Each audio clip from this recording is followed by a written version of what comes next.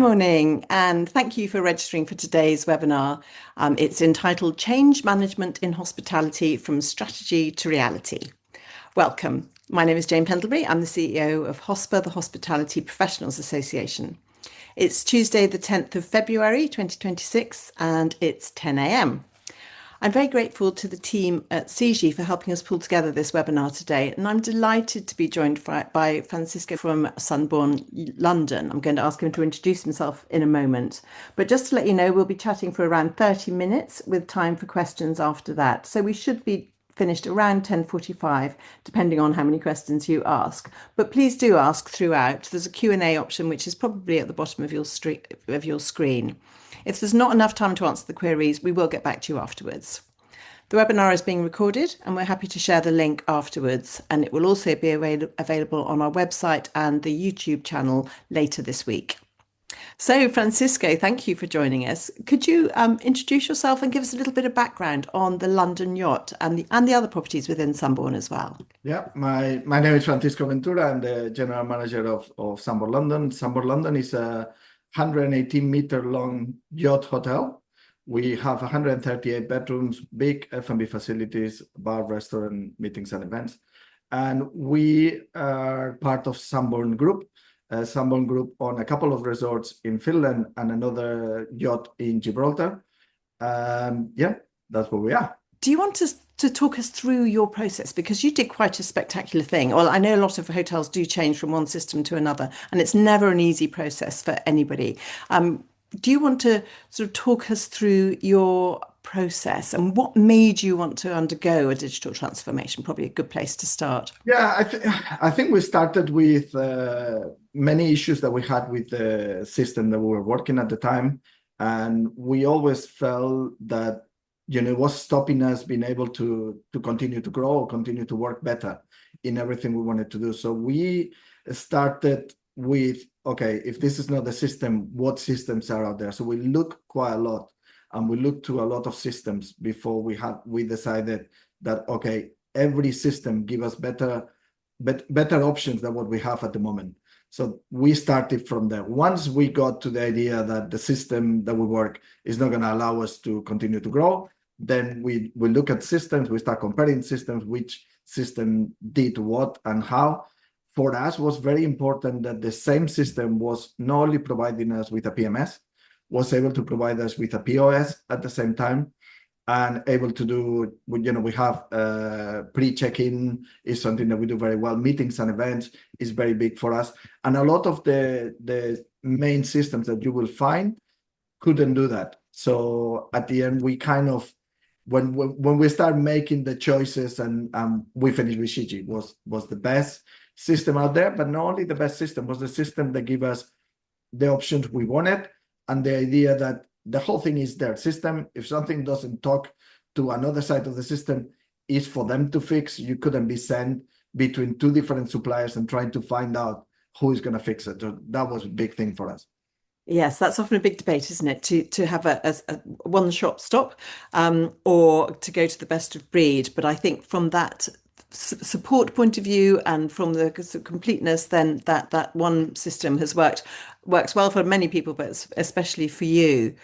So I think that's true, and our experience told us that having 2 or 3 suppliers to do the same thing, it was awful, and it's always somebody else's fault. It's always something not to do with me, it's to do with, and that we wanted to make sure we never went through that problem again. Good. No, very wise, very wise. So when you were looking for suppliers, how many fitted the bill? Obviously, you chose one at the end, and that was the best fit for you. But were there many that you found could offer the solution that appeared to tick all the boxes on paper? Maybe not from an operational point of view, but from the single solution, not having a separate point of sale, linking into your PMS. Yes, I think we started with 7 or 8, and obviously we started taking suppliers out until we finished with 3. The real look was between 3 different suppliers that were able to provide us everything we needed. And it took then having a better look at the systems in order to make sure that we understood how that was going to affect our training, our systems, and how was it good to make it to a staff working for us. And that's what we chose CIGI at the end. And how long did that process take? So from when you very first decided that you actually did have to change your systems through to whittling it down to three and then actually deciding on one, how long was that process? So the original, the original quest or search for a system, it started like, I think this system doesn't work for us. It started probably around July, August, what are we, 23?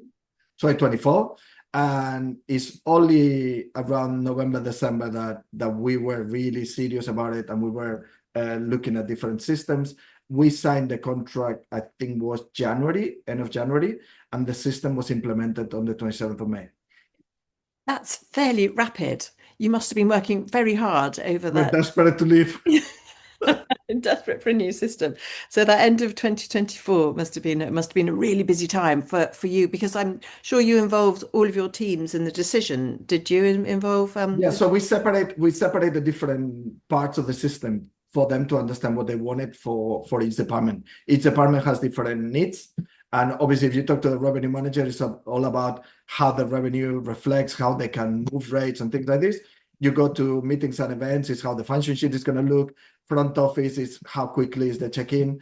And the other thing, HR, training. Training is very, very, very important. How difficult or not difficult is to train people. And so we did this. Once we were there, it kind of was easier to start saying, okay, this is the system that we want. Speed of check-in seems to be a common theme about people changing systems. So that must have been one of your key things, that you wanted a quicker check-in. You also obviously wanted your PMS and your point of sale and all the other, as many as possible, to be under the one roof from a supplier point of view. Did you have other non-negotiables that you absolutely insisted, or were those really the key ones? I think that the key ones of what we felt was needed. I think afterwards we realized the system need to talk to very young people. Well, with legacy systems, they still use language that nobody that is under 40 understands. The young systems, people that are used to having a mobile phone in their hands all the time, the systems need to be able to talk to these people. So when the system is relatively easy to understand, they run it very quickly, very well, probably better than me, even though I do more training that they do. But in reality is set for them. It's for them to, who your new receptionists or your new reservations or your meetings and events people who are a lot younger, who are used to more technology. They need to have technology that works for them. And I think that's what we realize in the process. And actually, to tick the box for the front office staff or the front desk, the guest customer facing guests staff, for them to like it, and then also for you and your accounts team and the people that are actually analyzing the results and the reports afterwards. That's not always an easy to achieve, to get something that the operators actually really like using, and then the management who are doing the analytics behind the scenes also like it. But you feel you've achieved that. Yes, I think one of the things that you need to start with when you're changing a system, you need to stop operating how the old system used to operate. You need to do what is required for your business. Doesn't necessarily need to be the same way that you've done it for 10 years on an old system. So once you get rid, especially with people like me who are a bit older, who's been doing this on a particular system for a while, once we get the idea that actually by changing the way you operate, you're going to operate better, it fixes a lot of things. But you have to go through that reluctance of, I have always done it this way. Yeah, that's fine. But we change it. We get it more modern. Things are moving along. You need to move with it. Yes, I think that is so often the case. But the arrivals report always looks like this, or whatever it might be. It's very difficult sometimes to change that mindset. But you've obviously done a great job. So you're obviously a great leader there of your team. I think in the question of reports, it's very simple. You customize the reports whichever way you need them to work. So it makes it a lot simpler. I want it like this. Okay, fine. You can as well set them up that they come to you and only to you if that's the report you want to see. You don't need to go to everybody. So there's a lot of possibilities when it comes to reports, and there's a lot of possibilities when it comes to, I would like it to be the same way that I had before. But in general, I think it's a great time to move on. it's a great time to say, oh, I'm going to learn something new. We're going to work differently and it's going to work better. For example, when it comes to online check-ins, getting a lot of people who, we do it with planes and we do it with almost everything else that we could. We are able to tell you, you want to check in now. Don't wait until you're in reception. And you're finding that, more and more people are starting to take into that. And that is not only to save time, which it does save us time, but it's for you not to be there having to write your address, having to sign your registration card. You can do everything electronically now. There's no need for you to do it there. No, it was. I remember debates when the airlines first started doing the online check-in that would never work in hotels. Certainly not in the luxury sector. They will never do it. But I think nearly everyone does it now. So how does the guest collect their key if they've checked in online? We normally have a set of keys ready for people that are already checking online, and we have a separate receptionist or separate front office team member, especially on busy days, that they can handle the keys. For us, we're a very different business. As if you're used to normal hotels, check-in is from 2 o'clock. In our case, it's from 3. In many hotels, people start checking in at 2 and they finish checking out at 8 and 9. Here, you say 3. And it's at 3:02, you have 30 people trying to check in. So people will like to spend as much time in the yacht as possible. So the 3 o'clock is almost a deadline. We need to be ready. So it's almost impossible if people don't decide to check in online to not have to wait until you get to the point that, okay, thank you very much. This is the way, this is your key, and can you please sign your registration card? So you will have to wait, even if you have 5 people in front. We have 4 stations in reception. Sometimes even with that, it's not fast enough. Gosh, that's amazing. So they really are coming to you not just for the convenience of your wonderful location, but also very much for the experience of staying on a yacht. Yes, and that's why for us the POS and having the POS together with the PMS is very important, because you see a lot of usage of every single outlet we have. You almost get people to check in, then they go to the bar, then they go and get changed, then they go for dinner, then they come back to the bar, have another drink. So for us to have all this connected, it makes a massive difference. Yes, no, I'm sure it does. So going back, taking us back to what we're supposed to be talking about, the system itself. So you chose the system, and you presumably spent some time just building it and convincing everybody that this was the right way to do it, and it wasn't necessarily the way they were used to doing. Can you just talk us through that implementation and the training and the go live, I guess, as well? Yeah, I think the most important bit is your heads of department needs to be part of the process. You can't really do it separated from them. So they were very much creating the process themselves. So with the people from CG coming and staying with us for a full week, on that full week, the guys were able to say, okay, this is how we operate. And they were able to say, okay, CG said, oh, we can do this better. We can do it this way. And for them to be part of creating that system. CG has something that is going to be very convenient to us, which is as a company, you have a company level and a hotel level. So you can create things at company level that then you don't have to redo again when you go to hotel level. But because we're the first hotel in the company to put CG, we had to do all the work. So we did more work than probably when our colleagues in Gibraltar come to CG in this year. They won't have to do it because we already completed that task. But that's the most important part. To anybody that going through a PMS change, invest the time there. Don't think it's going to be okay. Well, we don't want to spend that many time. This is your priority, because if you set up the system correctly, afterwards you have a system that works the way you want it. Yes, absolutely. Getting that framework in place. And I think, yes, my history years ago was selling PMS systems long time ago.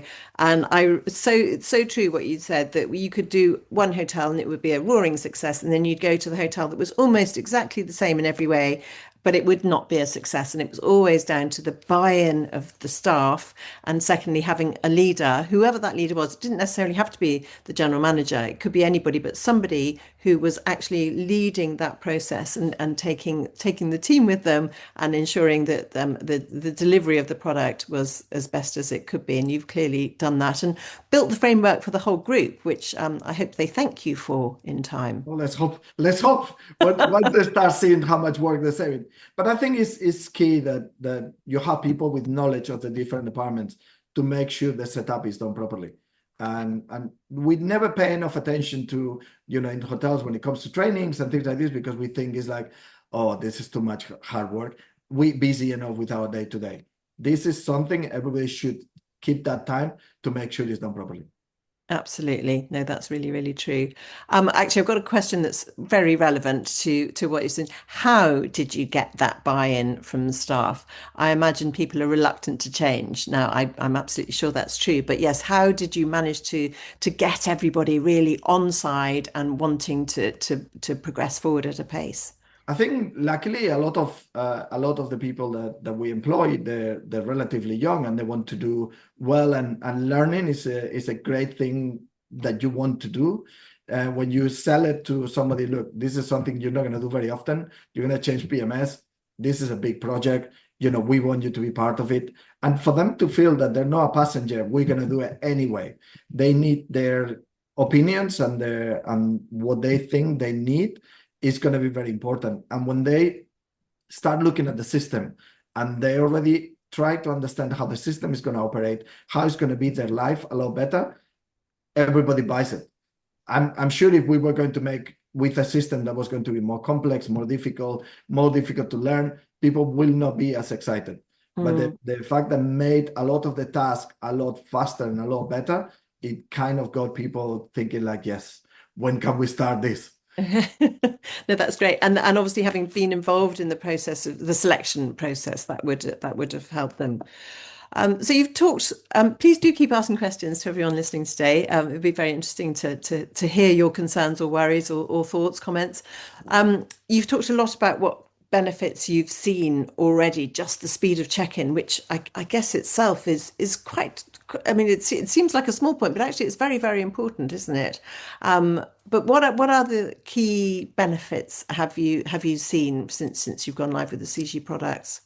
I think when, obviously we talk a lot about the speed of checking in, which is great, but it's not the whole thing. I think when it comes to revenue and how do we build the rates and so on, it's a lot better as well. It has helped us a lot compared with what the system we had before. When we go into meetings and events, it's a lot easier to operate Shiji than the system that we used to have. And it's a key element, easier to learn it. Because with the old system, it took us a long time to learn. We had an issue a couple of years back when we literally had one person left in the department, and it was very difficult to train people. And with this new system, it's been very simple to train people how the meetings and events section of it operates. And that is very key. The other thing is we connected all the payment system into Shiji, so that means we don't have to take any payments.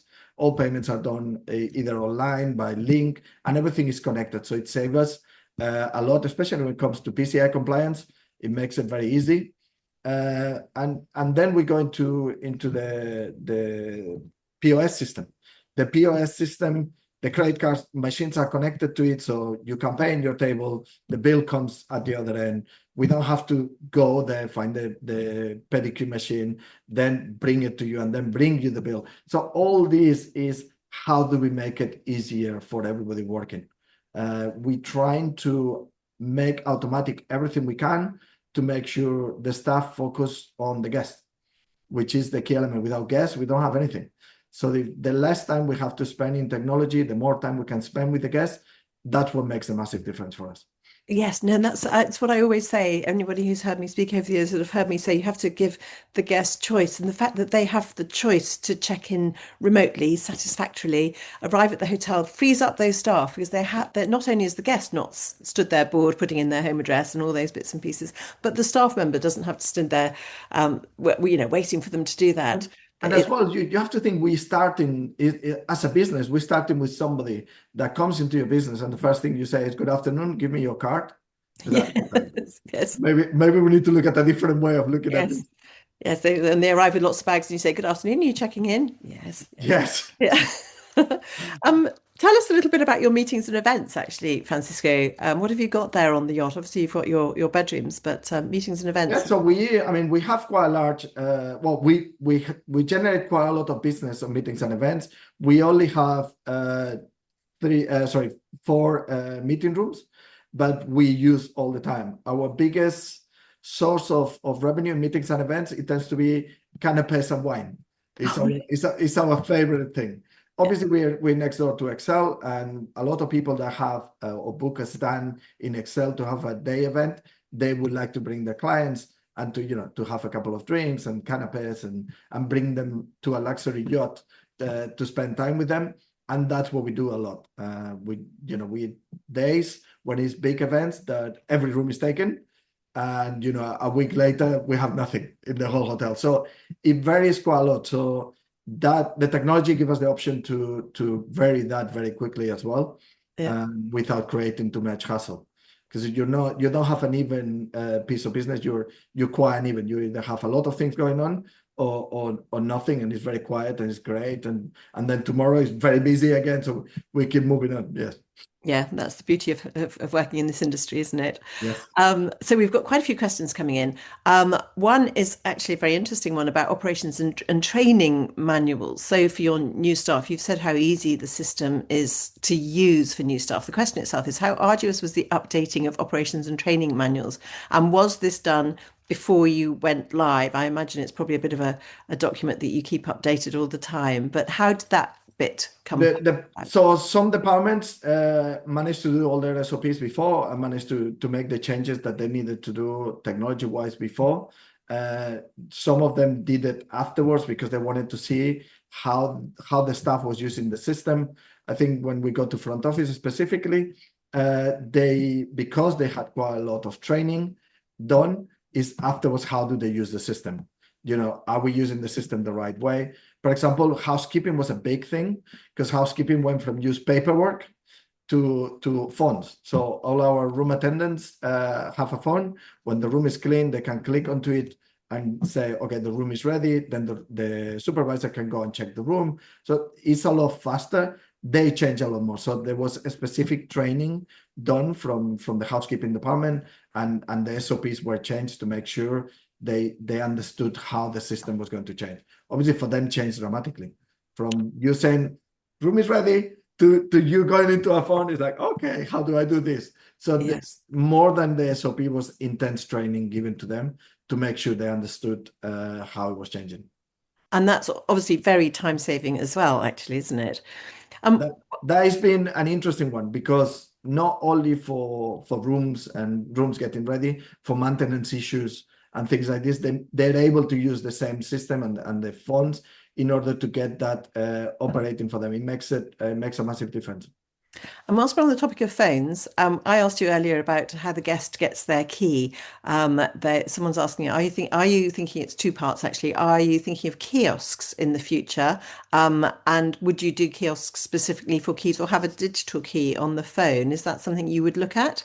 So we changed our key system a couple of years back, and we changed the key system with the idea that potentially one day we will be using keys on the phones. It's something that I haven't implemented. I always feel that I'm not really sure if that's what I want to do. My idea is probably going to be two things you're going to get. You're going to get people who are, coming for business. They're going to be very busy and they want to have, they don't want to interact with somebody, especially after a day in Excel. So they're going to come and we're either going to have the key ready, or we're going to have the key sent to their phone. And we're going to have somebody that's going to come for a romantic evening. And I don't really want to have a kiosk. at the end, if we get rid of front office or reception as a thing, will mean that somebody will sit with you, will give you a much better or much bigger service that they will give you now, sitting or standing behind a desk to help you with check-in. So you can find them very fast. I don't want to talk to anyone. No, I want the whole process. I want to that my wife is going to say, oh my God, where did you brought me? This is such a nice place. So finding that is probably where we're gonna finish. But I'm against kiosk. I think kiosk for us wouldn't work because it will kill the luxury feeling. And the hospitality and the smiles and the welcome and all those exactly. things. And again, I'm a great believer that we need to get rid of a desk and we need to have people there just be ready to help you. Yes. Yeah, absolutely. And that guest might be it might be the same guest who arrives one day and just wants to get to their room and will pick up their key and off as quickly as possible. They might come back the next day, or it might even be the next night if as you say, their husband or wife are joining them and they want that full experience to be told, which is the bar that they're going to get the best cocktail in or whatever it might be. Yes, and if you're going from, let's say, from 100 check-ins to 40, you can provide that service to that 40. At the same time, the other 60, they have what they want. Yes, exactly. So we've got a question here about cost. I don't think we want to go into the detail of cost at all because everybody will be different. But PMSs are all similar costs. I think we're saving a bit of money, but it was never done because it's cheaper to get this system than to get that system. Okay. If your system is not operating, it doesn't matter how cheap it is, it's going to be very expensive. No, the actual question was how much did the cost of the systems you reviewed influence your eventual decision to go with CG? So I'm thinking cost wasn't really a big issue for you. It was not a big issue, but it wasn't. What I said, if you buy a system that's not fit for purpose, it will cost you a lot more money. And at the end of the day, they were all, the last three were similar prices. We didn't, the decision wasn't made because it was cheaper than the other ones. No, that's good. I never think it's quite appropriate to talk too much about costs on these things because every situation is so different. You've mentioned a lot about how flexible the system is from your reporting point of view, and you can get a different report with the same information to somebody else who wants to see it differently and sent directly to you. The question here is how agile is your system now? So we have touched on that, but does it require a lot of time to customize it, to make changes to it? I'm thinking the answer is going to be that it's not. The reality is no. I think the original setup would have set up the majority of the reports that you require and you want. When you want to make changes now into reports, you go to reports, make the changes. You can say, okay, I want to receive it every day, and literally gets on. So it's very, very quick.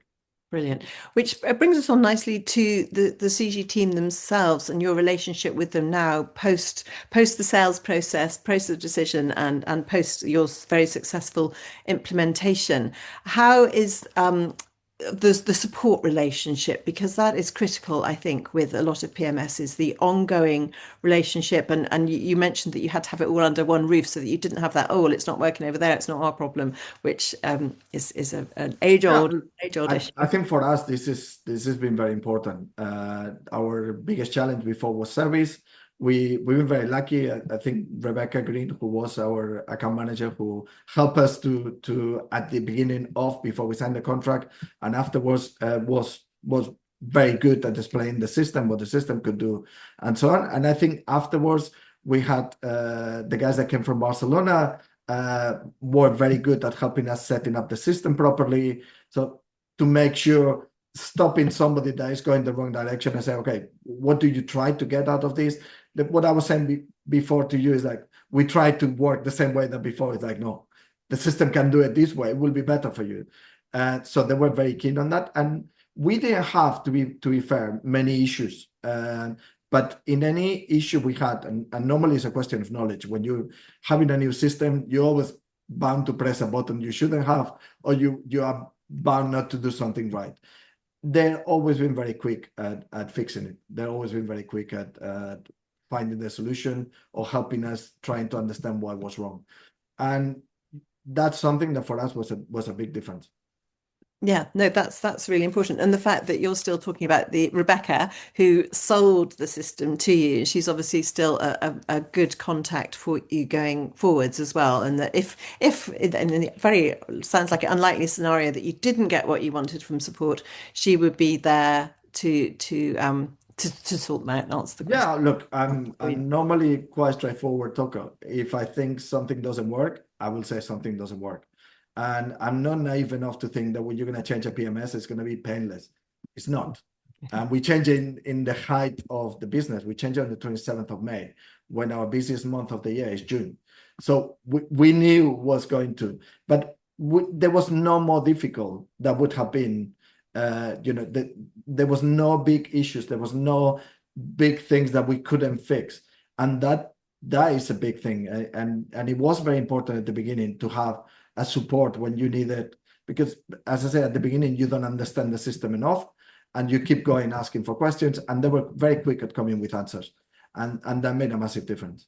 Yeah, I think it's very true. There's no good time to change a system, and I can imagine some people might have said, "Oh, don't do it then, just before your busiest time." But perhaps that was the best time because it was almost like diving into the deep end, and you just had to get on and do it. So We didn't have a space long enough that we felt, okay, we're gonna have these weeks free. It's gonna be quieter. Let's do it then. We didn't have it, so we had to do it. yeah, though obviously that's the only way you can, and I'm a big believer in just get on with it. Don't wait for a good time. Otherwise you're Never going a good to time. never. Yeah, there's no good time. There's no good time. What have you got any advice for other people that are kind of maybe either already in the process of reviewing their whole system stack, or whether they are just dreading the thought of even starting? Are there any sort of wise words you've got for your counterparts in the industry? I think it's starting with the idea that changing a PMS is not a painless it's not a painless thing that you're gonna do. It's always gonna be difficult. The PMS is the brain of your business, so you need to be aware that it's going to be difficult to do it.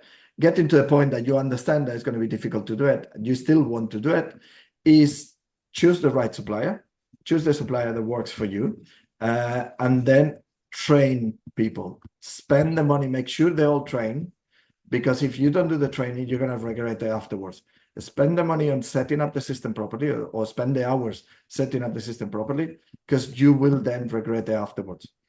Yeah. Now, when we're sitting, as I said, we changed on the 27th of May. We're not even a year on.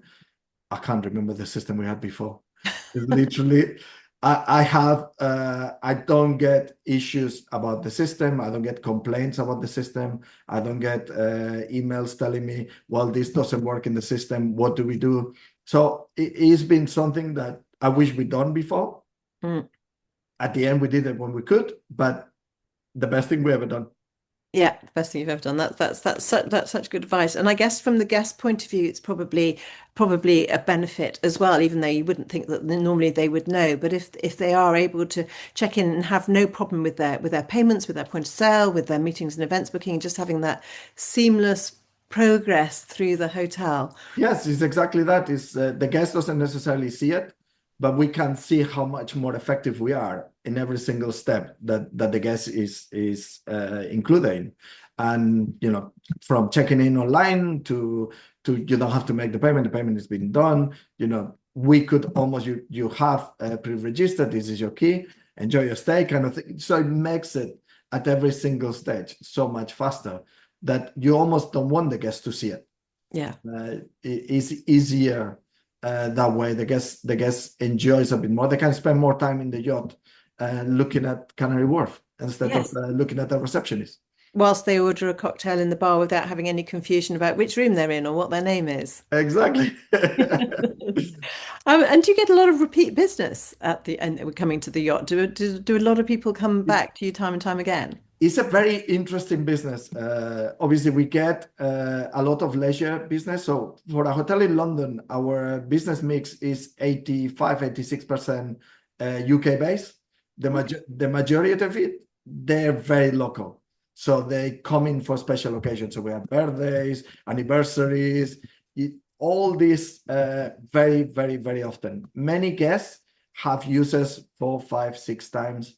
They came and they liked it. They liked it so much that they went and tried our sister hotel in Gibraltar because as a concept worked very well for them. And then when it comes to corporate, we don't have your typical weekly corporate. We have the year-on-year corporate. So we come in here for World Travel Market. We want 20 rooms. We come in next year for World Travel Market. We want 20 rooms. The year after, we want 20 rooms. And that's what you tend to get. So you do get regulars, not the way that you would expect in a normal corporate hotel. We don't. We have very little corporate the way you see in Central London, for example. Mm. Well, I'm sure that's a lot to do with your location as well, being so close to Excel. It's a different level. Yeah, our biggest client will be Excel. I mean, if Excel was booking all the rooms, they will be the biggest client, but they don't book them. So the groups coming for different events, they're the ones they normally book. They book their own ones. And I love the fact that you get a lot of local clients as well, local guests, because I remember years ago, many years ago, working for a conference booking agency, people say, oh, we just want something a little different. And it was so difficult to find something a little different, whereas you really are ticking that box, very different to any other hotel in London, really, aren't you? When we were open after COVID, and I remember it was the 4th of July, and we finally opened. The hotels in the area, they were doing 3 check-ins, 4 check-ins. We did 110. And literally, when we looked statistics at the end of that year, we were 97% UK based. Gosh, yeah, fantastic. And it's scary. It's like, how? But yeah, in that summer, you remember, nobody could travel anywhere. We used to have people coming one night, like if they were in the Côte d'Azur. It's like that felt like a holiday, but you couldn't fly anywhere, but at least you could come here and spend a night in a yacht. That's very good. Looking over the water. What's better than that? No, really. Exactly. Please do keep your questions coming in. We have one here, which is going back to what we were just talking about your repeat guests. And the question is, how do you handle that personalization of experience for repeat guests? Well, I think migration of the systems is always painful, especially that your old system don't particularly like to help you with migration, as you can imagine. And we managed to migrate the majority of the data that we required. So we continue to keep, we have the information that allow us to keep personalized profiles for guests.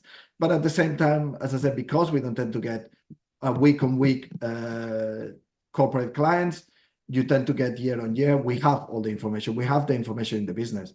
We have the people that they've been here for a long time, and they are the key element to the business more than what's in the profile. No, that's really interesting. Right, I think we have actually answered all the questions online, which is brilliant. Normally, I struggle to get through them. There are lots of them, but if there are any more, if you just quickly pop them in there, that would be great. I do want to ask you though, Francisco, and I know the answer to this, and I just want to hear it. Where did you first meet Ziggy? In Hospes. So, to be fair, I was. When we started looking at new systems, and I met, somebody mentioned Shiji before, and as soon as I walk into the Royal Lancaster and I walk into that reception room, lovely reception room that you put with teas and coffees, and I turn, it's like, Shiji, that is where I'm going. So No, yeah, that's how I met Rebecca. No, that's really good. I knew the answer to that one was yes. It's a good answer. I wanted to make sure we got that one in there. There is one last question. This is going to be the last one, and it's a surprise. It might not be as easy to answer. I'm sure you'll come up with an answer.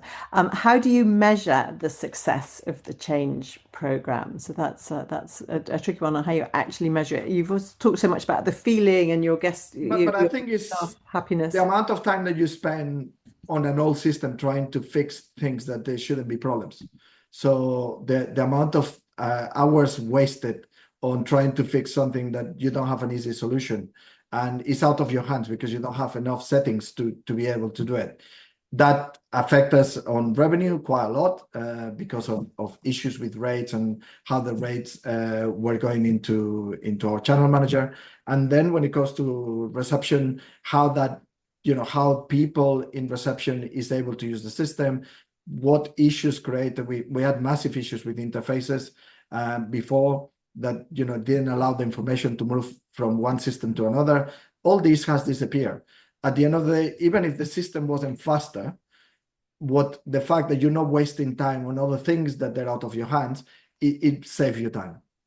Absolutely. And you've mentioned the staff being happy to use the system. I was at a hotel investment valuation event a couple of weeks ago, and the investor and the bankers were all saying you can have the best property in the world, but if the staff aren't operating it well and it's not a success, then you're not going to get the best price for it. And it's all about the staff. So if you're keeping your staff happy by giving them a system that's working effectively for them at every level, from the person at the coalface at the check-in to your room attendants, right through to your accounts office and head office reporting, then that's a fantastic achievement. Francisco, thank you so much for taking this time out of your, I know, busy days. Every day's a busy day, and for a hotelier.